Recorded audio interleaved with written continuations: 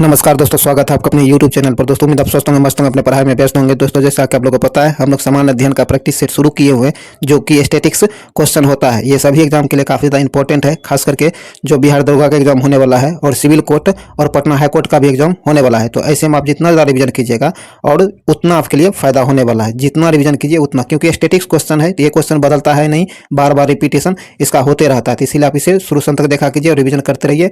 और इस वीडियो को लाइक शेयर जरूर कर दीजिए। अभी तक आप हमारे चैनल को सब्सक्राइब नहीं किए तो सब्सक्राइब करके घंटी दबा लीजिए, ताकि आने वाली वीडियो का नोटिफिकेशन आपको आसानी से मिल सके। और इसका पीडीएफ अगर आपको प्रैक्टिस के लिए चाहिए तो आप हमारे टेलीग्राम ग्रुप से जुड़िए। वहाँ आपको पीडीएफ और महत्वपूर्ण जानकारी उपलब्ध कराई जाती है। उसका लिंक आपको डिस्क्रिप्शन में दे दिया गया है। और इससे पहले जितने भी इसका सेट कराया गया है, अगर नहीं देख पाए तो उसके प्ले लिस्ट का लिंक जो है डिस्क्रिप्शन में दे दिया गया है, तो उसे भी जाकर जरूर देखें और हमारे चैनल से बने रहिए। चलिए, ज़्यादा टाइम नहीं गवाते, इस वीडियो को शुरू करते हैं। तो आइए टेस्ट नंबर 46 का पहला क्वेश्चन देखते हैं। कहता है निम्नलिखित में से कौन सा युग्म सही सुमेलित है। निम्नलिखित में से वो कौन सा युग्म है जो सही सुमेलित दिया गया है। तो आपको मौलाना आज़ाद अल हिलाल, ये आपको सही सुमेलित है। ए नंबर से आंसर हो जाएगा। आगे कहता व्यक्तिगत सत्याग्रह के प्रथम एवं द्वितीय सत्याग्रही के जोड़े का चयन करें। तो प्रथम सत्याग्रही एवं द्वितीय सत्याग्रही कौन थे व्यक्तिगत सत्याग्रह में। तो इसका सही आंसर आपको हो जाएगा विनोबा भावे प्रथम थे और जवाहरलाल नेहरू द्वितीय सत्याग्रही थे। तो आपको बी नंबर से आंसर हो जाएगा। चलिए आगे है स्थापना। क्या स्थापना के 50 वर्ष पूरे होने पर भारतीय राष्ट्रीय कांग्रेस का इतिहास लिखने वाले आधिकारिक इतिहासकार कौन थे। तो ये थे आपको पट्टाभी सीतारामैया। कौन? पट्टाभी सीतारामैया। डी नंबर से आंसर हो जाएगा। आगे कथा निम्न में से कौन एक उग्र विचारधारा के समर्थक माने जाते हैं। तो उग्र विचारधारा के जो समर्थक माने जाते हैं ये आपको बिपिन चंद्र पाल। कौन? निम्न में से बिपिन चंद्र पाल हैं। तो यहाँ आपको सी नंबर से आंसर हो जाएगा। आगे कहता है किस मुगल, क्या है, किस मुगल शासक के काल में मानव मनसब, कहता है किस मुगल शासक के शासनकाल में मनसब व्यवस्था की क्रमिक विकास हुआ था। तो इसका सेंस आ जाएगा अकबर के समय में। कब? अकबर के समय में। आगे है सिविल सेवकों, क्या है, सिविल सेवकों के चयन के लिए खुली प्रतियोगिता परीक्षा का आरंभ किस चार्टर अधिनियम के तहत किया गया था। तो यह किया गया था आपको चार्टर अधिनियम 1853 के अंतर्गत। बी नंबर से आंसर हो जाएगा। निम्नलिखित में से कौन यूरोपियों में, कथा निम्नलिखित में से कौन यूरोपियनों में से कौन सा एक स्वतंत्रता पूर्व भारत में व्यापारी के रूप में सबसे अंत में आया था। सबसे अंत में जो आया था आपको फ्रांसीसी। कौन? फ्रांसीसी। बी नंबर से आंसर हो जाएगा। चलिए आगे है आधुनिक भारत के निम्नलिखित संस्थाओं एवं संस्थापकों में कौन सुमेलित नहीं है। ध्यान रखिएगा, सही सुमेलित नहीं है। तो ये आपको सदन सेवा MG रनाडा, ये आपको सही सुमेलित नहीं दिया गया है। सी नंबर से आंसर हो जाएगा। बाकी सब सही सुमेलित दिया गया है। The servant of India society की स्थापना जो आपको ये गोपाल कृष्ण गोखले के द्वारा किया गया है, सही है। आपको the Indian Women's Association Annie Besant के द्वारा, यह भी सही है। और ब्रह्म समाज राजा राम मोहन राय के द्वारा, यह भी सही है। तो ये आपको सी नंबर गलत दिया गया, जो सुमेलित नहीं है। तो सी नंबर से आंसर हो जाएगा। ब्रिटिश भारत जो है इसकी सेना ने धार्मिक आधार पर सबसे पहले किस वर्ष सरकार के आदेश का विरोध किया था। तो सबसे पहले जो सरकार का विरोध किया था ये किया था 1824 में। कब? 1824 में। बी नंबर से आंसर हो जाएगा। चलिए आगे है कहता है किस वायसराय ने गांधी जी को वन मैन बाउंड्री फोर्स कहकर संबोधित किया था। तो वह कौन वायसराय है जिन्होंने गांधी जी को वन मैन बाउंड्री फोर्स के कहकर संबोधित किया था। तो ये किया था माउंट बेटन ने। किसने? माउंट बेटन ने। डी नंबर से आंसर हो जाएगा। आगे कहता गुप्त शासन में निर्मित दशावतार, क्या है, दशावतार मंदिर किस देवता को समर्पित है। तो यह जो आपको विष्णु को समर्पित है। किसको? विष्णु को समर्पित है। बी नंबर से आंसर होगा विष्णु को। क्या है, निष्काम कर्म का सिद्धांत सर्वप्रथम किस में प्रतिपादित किया गया है। तो यह प्रतिपादित किया गया आपको ईशोपनिषद में। सी नंबर से आंसर हो जाएगा। गुप्त काल में सर्वाधिक अभिलेख किस शासक के मिलते हैं। गुप्त काल में सर्वाधिक अभिलेख जो किस शासक का मिलता है। तो ये मिलता है कुमारगुप्त प्रथम का। किसका? कुमारगुप्त प्रथम का। ए नंबर से आंसर हो जाएगा। निम्नलिखित में से किस स्थल से मानव कंकाल के साथ कुत्ते का कंकाल भी सावधान से प्राप्त हुआ है। तो यह प्राप्त हुआ आपको बुर्ज होम से। कहाँ से? बुर्ज होम से। बी नंबर से आंसर हो जाएगा। आगे है अनेकतावाद या फिर साम्यवाद, क्या है, अनेकतावाद या सास्यवाद निम्नलिखित में से किसका कोड सिद्धांत माना जाता है। तो यह माना जाता है जैन मत का। किसका? जैन मत का। सती क्या है, सती प्रथा का प्रथम अभिलेख साक्ष्य प्राप्त कहाँ से हुआ है, तो यह प्राप्त होता है आपको एरन से। कहाँ से? एरन से। डी नंबर सेंस होगा एरन। आगे कहता है मौर्य काल में शिक्षा का सर्वाधिक प्रसिद्ध केंद्र था। मौर्य काल में शिक्षा का सर्वाधिक प्रसिद्ध केंद्र यह आपको तक्षशिला था। कौन? तक्षशिला था। डी नंबर सेंस होगा तक्षशिला। प्रारंभिक मध्यकाल में बिहार का क्षेत्र किसके बीच संघर्ष का अखाड़ा बना रहा था? तो यह बना रहा था आपको बंगाल और दिल्ली के बीच। किसके बीच? बंगाल और दिल्ली के बीच बिहार जो है संघर्ष का अखाड़ा बना हुआ था। बी नंबर सेंस होगा बंगाल और दिल्ली। राष्ट्रीय मानवाधिकार आयोग का अध्यक्ष किसे बनाया जाता है? तो राष्ट्रीय मानवाधिकार आयोग का अध्यक्ष जो बनाया जाता है, यह बनाया जाता है आपको सुप्रीम कोर्ट के किसी भी सेवानिवृत्त मुख्य न्यायाधीश को। ए नंबर से आंसर हो जाएगा। कहता नीचे दिए गए कथनों में कौन सा कथन सही है? इनमें से कौन सा कथन सही है? तो ये आपको कहता है 1952 में पहली बार लोकसभा का गठन किया गया था, यह सही है। सी नंबर से आंसर हो जाएगा। चलिए आगे है, भारत के महान्यायवादी के संबंध में निम्नलिखित में से कौन सा कथन गलत है? कौन सा कथन गलत है? तो यह आपको संसद की कार्यवाही में भाग लेने और वोट देने का अधिकार इनके पास होता है, यह गलत है, यह सही नहीं है। डी नंबर से आंसर हो जाएगा। चलिए आगे है, कहता निम्नलिखित में से किसके अंतर्गत बैंकों को अपनी जोखिम भारित परिसंपत्ति तथा अपनी पूंजी के बीच एक निश्चित अनुपात बनाकर रखना होता है। तो यह होता है पूंजी पर्याप्तता अनुपात। डी नंबर से आंसर हो जाएगा। परंपरागत कृषि विकास योजना को कब शुरू किया गया था? तो ये शुरू किया गया था आपको 2015 में। कब? 2015 में। बी नंबर से 2015। वस्तु एवं सेवा कर जीएसटी के संबंध में वो सत्य कथन को चिन्हित कीजिए। जीएसटी के संबंध में कौन सा कथन गलत दिया गया है? तो ये गलत है आपको। जीएसटी के अंतर्गत 15, 12 और 18%, 26% का दर है, तो यह गलत दिया गया है। सी नंबर से आंसर हो जाएगा। आगे कहता भारत की वैसी नदी जो हिमालय की सभी श्रेणियों को काटती है। कहता भारत की वह कौन सी नदी है जो हिमालय की सभी श्रेणियों को काटती है?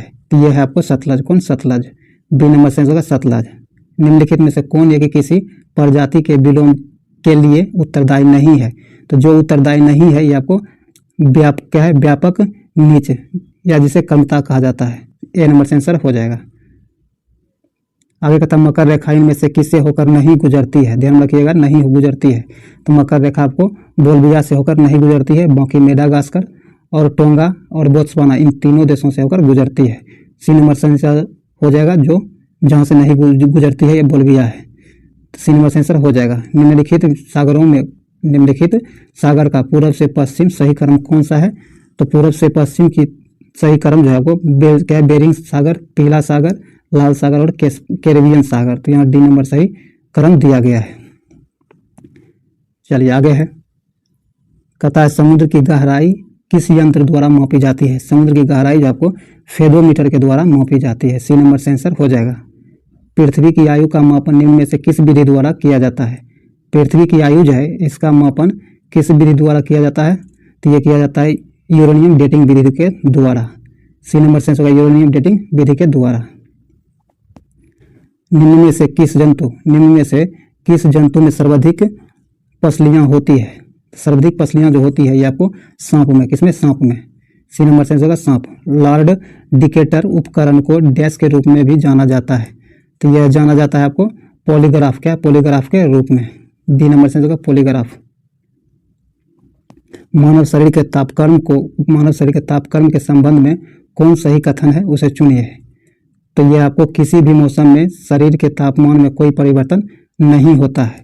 डी नंबर से आंसर हो जाएगा। रक्त में ऑक्सीजन की सांद्रता में कमी होने पर श्वास की गति क्या होती है? तो इस कंडीशन में श्वास की गति जो होती है आपको सामान्य से बढ़ जाता है। क्या होता है? सामान्य से बढ़ जाता है। ए नंबर से सामान्य से बढ़ जाता है। लंबाई की न्यूनतम इकाई निम्न में से कौन है? लंबाई की न्यूनतम इकाई जो है ये है आपको फर्मीमीटर। क्या है? फर्मीमीटर। बी नंबर से होगा फर्मीमीटर। शरीर का ऐसा कौन सा अंग है जो हर समय काम करता है? शरीर का ऐसा कौन सा अंग है जो हर समय काम करता है? तो आपको हृदय है। कौन? हृदय है। बी नंबर से होगा हृदय। निम्न में से किसका या फिर किनका विमीय सूत्र M0L 1T-1 के बराबर होता है। तो ये होता है आपको चाल का, किसका, चाल का। ए नंबर से आंसर हो जाएगा। श्वसन के दौरान वायु के गमन का सही क्रम क्या है? श्वसन के दौरान वायु का गमन जो होता है, इसका सही क्रम क्या है? तो इसका सही क्रम है नासामार्ग, ट्रेकिया, ब्रोकाई और ब्रेकियोल्स। यहाँ बी नंबर से आंसर हो जाएगा। निर्वात में गमन करने वाला तरंग है, कहता निर्वात में गमन करने वाला तरंग कौन सा है? तो ये हो जाएगा आपको विद्युत चुंबकीय तरंग जो है निर्वात में गमन कर सकता है। सी नंबर से आंसर हो जाएगा। निम्न में से कौन सा भौतिक परिवर्तन है? निम्नलिखित में से वह कौन है जो एक भौतिक परिवर्तन है? तो बर्फ का पिघलना जो है आपको भौतिक परिवर्तन है। डी नंबर से आंसर होगा बर्फ का पिघलना। निम्नलिखित में से किसी एक के लिए केशिका तो एकमात्र कारण नहीं है? तो जो कारण नहीं है तो पौधे की जड़ों से जल का इसके पर्ण समूह की ओर बढ़ना जो है कोशिकत्व का कारण नहीं है। डी नंबर से आंसर हो जाएगा। आगे कहता है निम्न में से क्या है? निम्न में से कौन तत्व नहीं है? कहता निम्न में से कौन तत्व नहीं है? तो जो तत्व नहीं है आपको ये सी नंबर, सॉरी क्या है, सी नंबर जो है गैस है, तत्व नहीं है। चलिए आगे है। आगे कहता है ठोस कार्बन डाइऑक्साइड को किस दाब पर संग्रहित किया जाता है? ठोस कार्बन डाइऑक्साइड जो है इसे किस दाब पर संग्रहित किया जाता है? तो इसे किया जाता है उच्च दाब पर। कहाँ? उच्च दाबों पर। ए नंबर से आंसर हो जाएगा। कृषि में प्रयुक्त यूरिया में नाइट्रोजन की मात्रा निम्नलिखित में से कितना प्रतिशत होती है? तो ये 46% होता है। कितना? 46% होता है। सी नंबर से आंसर हो जाएगा। निम्नलिखित में से कौन सा एक वायु प्रदूषण का जैविक सूचक है? वायु प्रदूषण का एक जैविक सूचक निम्न में से कौन है? तो ये है आपको लाइकेन। कौन? लाइकेन। सी नंबर से आंसर होगा लाइकेन। दंत लवक क्या है? दंत लवक निम्नलिखित में से कैल्शियम के किस यौगिक से बना होता है? दंत लवक जो होता है निम्नलिखित में से किस कैल्शियम यौगिक का बना होता है? तो यह जो बना होता है आपको कैल्शियम फॉस्फेट का। किसका? कैल्शियम फॉस्फेट का। आगे कहता है वाष्पीकरण के कारण शीतलता कैसी होती है? वाष्पीकरण जो होता है इसके कारण शीतलता कैसी होती है? तो ये द्रव के कण द्वारा ऊर्जा अवशोषित करने के कारण। बी नंबर से आंसर हो जाएगा। किस वैज्ञानिक ने द्रव्यों की विभाज्यता का सिद्धांत सर्वप्रथम प्रस्तुत किया है? तो यह प्रस्तुत किया है जॉन डाल्टन ने। किसने? जॉन डाल्टन ने। निकट दृष्टि दोष क्या है? निकट दृष्टि दोष में किस लेंस का उपयोग किया जाता है? निकट दृष्टि दोष जो होता है इसमें प्रयोग जो किया जाता है यह अवतल लेंस का। क्या? अवतल लेंस का प्रयोग किया जाता है। बी नंबर से आंसर अवतल लेंस का। आगे कहता है मैग्नीशियम क्लोराइड का रासायनिक सूत्र निम्न में से क्या होता है? तो ये इसका MgCl2 होता है। सी नंबर से आंसर हो जाएगा। तो जो भी वस्तुनिष्ठ एस्थेटिक्स क्वेश्चन था ये समाप्त हुआ है। उम्मीद है ये वीडियो आपके लिए यूजफुल रहा होगा। अगर रहा है तो वीडियो को लाइक से जरूर कर दीजिए और इस चैनल को सब्सक्राइब करके घंटी दबा लीजिए ताकि आने वाली वीडियो का नोटिफिकेशन आपको आसानी से मिल सके। और PDF के लिए या फिर किसी भी अपडेट के लिए हमारे टेलीग्राम ग्रुप से जरूर जुड़िए जिसका लिंक डिस्क्रिप्शन में दे दिया गया है। चलिए अब हम लोग प्रत्येक दिन की भांति कुछ स्मरणीय तथ्य भी देखते हैं। कहता भारत की प्रमुख नदियों लंबाई के अनुसार, भारत की प्रमुख नदियां जो है वो लंबाई के अनुसार दिया गया है। आइए हम लोग अध्ययन करते हैं। गंगा नदी क्या है? गंगा नदी। गंगा नदी जो है इसकी लंबाई 2525 किलोमीटर इसकी लंबाई है। गोदावरी जो है इसकी लंबाई 1465 किलोमीटर है और कृष्णा की लंबाई 1400 किलोमीटर। नर्मदा की लंबाई जो 1312 किलोमीटर और महानदी की लंबाई जो है ये आपको 851 किलोमीटर। कावेरी जो है इसकी लंबाई 800 किलोमीटर है। तो ये लंबाई आप जरूर ध्यान रखिएगा क्योंकि एग्जाम में पूछा जाता है। चलिए आगे है। आइए विश्व की प्रमुख ज्वालामुखी दी गई है उसे भी हम लोग देखते हैं। आइए कहता है मोना लोआ ज्वालामुखी जो है आपको हवाई द्वीप में स्थित है USA में। कियालू ज्वालामुखी जो आपको हवाई द्वीप USA में स्थित है। माउंट सेंट हेलेस क्या है? माउंट सेंट हेलेस जो है ज्वालामुखी आपको USA में स्थित है। माउंट सस्ता क्या? माउंट सस्ता यह भी USA में स्थित है। माउंट एटना यह इटली में स्थित है। और विसुवियस क्या? विसुवियस ज्वालामुखी जो है यह आपको इटली में स्थित है। कहाँ? इटली में स्थित है। आगे कहता है ओजोस डेल साल्डो ज्वालामुखी जो है आपको चिली एवं अर्जेंटीना में स्थित है। फ्यूजियामा ज्वालामुखी जापान में स्थित है। माउंट मेरापी ज्वालामुखी इंडोनेशिया में और क्राकाटाओ ज्वालामुखी इंडोनेशिया में। किलिमंजारो ज्वालामुखी जो है आपको तंजानिया में स्थित है। कहाँ? तंजानिया में स्थित है। चलिए आइए हम लोग देखते हैं कुछ और भी स्मरणीय तथ्य। कहता है किसे भूमध्य सागर का प्रकाश स्तंभ कहा जाता है। कहता हुआ कौन है जिसे भूमध्य सागर का प्रकाश स्तंभ कहा जाता है, तो आपको स्ट्रम्बोली, क्या स्ट्रम्बोली ज्वालामुखी को कहा जाता है। भारत का एकमात्र सक्रिय ज्वालामुखी कौन है, तो ये बेरन द्वीप है। कौन? बेरन द्वीप एकमात्र सक्रिय ज्वालामुखी है भारत का, खास करके। आगे कहता है ज्वालामुखी विस्फोट के पश्चात सर्वाधिक मात्रा में निकलती है, तो जलवाष्प निकलता है। क्या? जलवाष्प निकलता है अधिक मात्रा में। चलिए आइए हम विश्व की प्रमुख घाटियां देखते हैं। क्या? प्रमुख घाटियां देखते हैं। हम्बर घाटी जो है आपको कनाडा में स्थित है। मृतक घाटी कैलिफोर्निया में। और लॉयर घाटी, क्या? लॉयर घाटी फ्रांस में स्थित है। पो घाटी इटली में स्थित है। पंजशीर घाटी अफगानिस्तान में स्थित है। पंजशीर घाटी आपको अफगानिस्तान में, कहाँ? अफगानिस्तान में है। और चितवन घाटी नेपाल में। टेलर घाटी अंटार्कटिका में स्थित है, ध्यान रखिएगा। और आपको भारत की कुछ प्रमुख घाटियाँ, भारत की कुछ प्रमुख घाटियाँ हैं, इसे तो जरूर ध्यान रखिएगा। मारखा घाटी लद्दाख में है। पिन घाटी हिमाचल प्रदेश में है। और सांगला घाटी हिमाचल प्रदेश में है। क्या है? सांगला घाटी हिमाचल प्रदेश में स्थित है। और नेलांग घाटी, क्या है? नेलांग घाटी उत्तराखंड में स्थित है। और जूकू घाटी, क्या है? जूकू घाटी यह है आपको नागालैंड में है। तो यह आपको जरूर ध्यान में रखिएगा, काफ़ी ज़्यादा इंपॉर्टेंट है। इसे मिस नहीं कीजिए, 1 से 2 बार करके इस वीडियो को जरूर देखिए। और इससे पहले जितने भी वीडियो हुआ है, अगर आप नहीं देख पाए तो उसके प्लेलिस्ट का लिंक भी आपको डिस्क्रिप्शन में मिल जाएगा, उससे जाकर जरूर देखें। वीडियो को लाइक शेयर जरूर कर दीजिए ताकि मैक्सिमम लोगों तक पहुँच सके। और इस चैनल को सब्सक्राइब करके घंटी दबा लीजिए ताकि आने वाली वीडियो का नोटिफिकेशन आपको आसानी से मिल सके। तो चलिए इस वीडियो को यहीं समाप्त करते हैं, मिलते हैं अगले वीडियो में, तब तक के लिए जय हिंद।